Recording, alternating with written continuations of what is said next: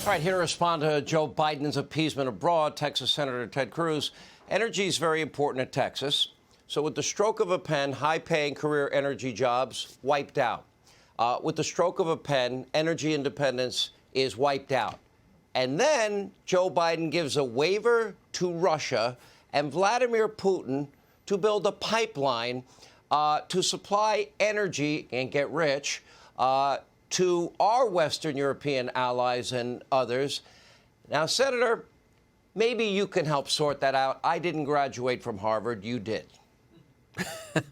Well, Sean, sadly, I can't shed a whole lot of light on it. It is absolutely crazy what Joe Biden and Kamala Harris are doing.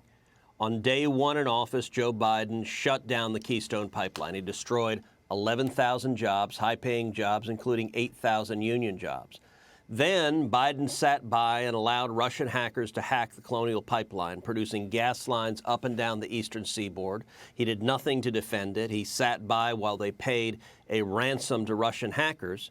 And now his reward to Russia for Russian hackers shutting down a major infrastructure pipeline on the eastern seaboard is today he signed a waiver basically greenlighting the Nord Stream 2 pipeline, a pipeline from Russia to Germany. Congress has twice passed bipartisan sanctions to stop this pipeline. I authored those sanctions.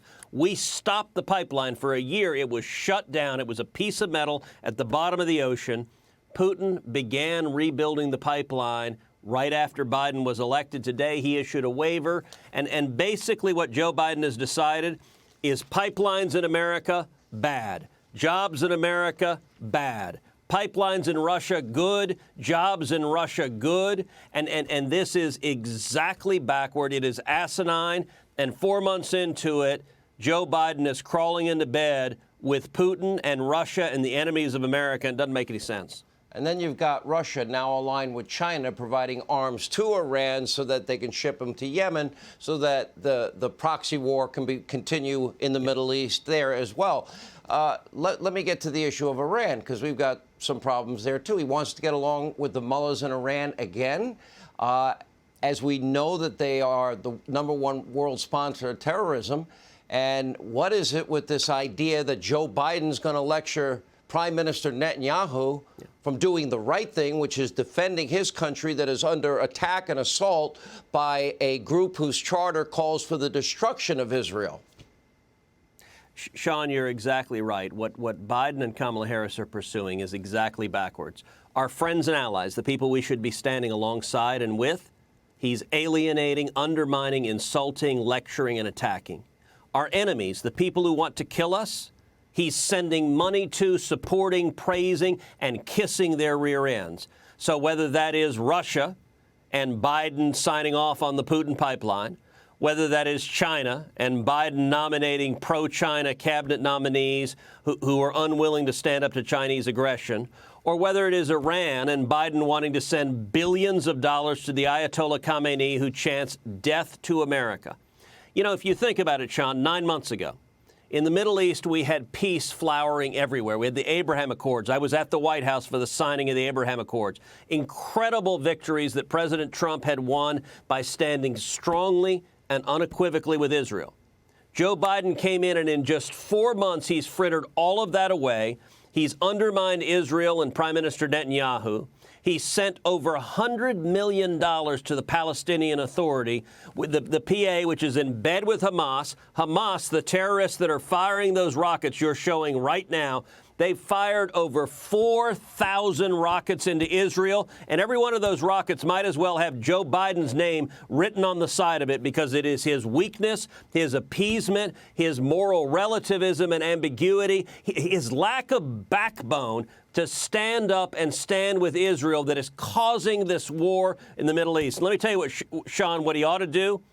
He ought to stand up and say, rather than lecturing Netanyahu, rather than being arrogant and attacking our friends, he ought to say, America stands unequivocally with Israel. Period. The end. The Hamas terrorists need to stop right now. Israel has an absolute right to defend itself. If Hamas terrorists attack Israel, they will be dealt with and they will be killed.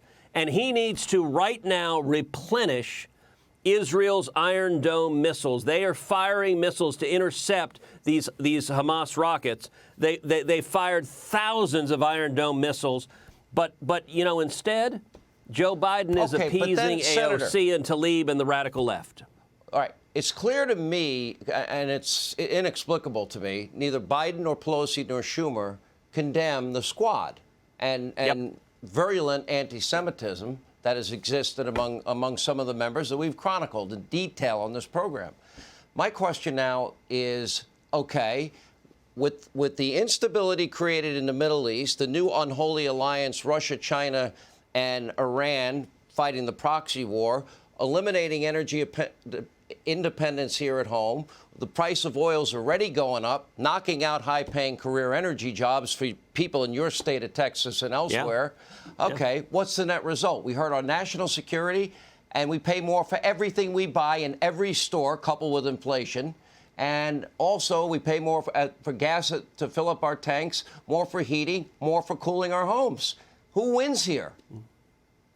The bad guys and the enemies of America. This has been the most disastrous first 4 months of any presidency in history. Joe Biden has handed the Democratic Party over to the radical left, to Elizabeth Warren and Bernie Sanders and AOC. We've got a border crisis of an absolutely unsecured border and over 2 million people projected to come here illegally this year. We have a gas crisis of gas lines and skyrocketing energy prices. We're on the verge of an inflation crisis as the inflation numbers are rising up and up and up and up. And we've got war in the Middle East. We're 4 months in. It's a little terrifying to think what's going to happen in the next 4 months. All of these are failures of the Biden administration. I got to tell you what this is. This is a reprise of the 1970s. You and I are both old enough to remember the 1970s. Joe Biden is Jimmy Carter 2.0. Kamala Harris is Walter Mondale. And the disasters they're producing are failing at home, economically, domestically, and abroad. And we got to stop it. We need to stand with Israel, stand with our friend. And I'm leading the fight to do exactly that. And I'm headed to Israel very shortly to stand with Israel and ensure they have what they need to defend themselves. It's only one sentence. Even Joe could probably do it and not mess it up. Senator, thank you for being with us. Hey, Sean Hannity here. Hey, click here to subscribe to Fox News YouTube page and catch our hottest interviews and most compelling analysis. You will not get it anywhere else.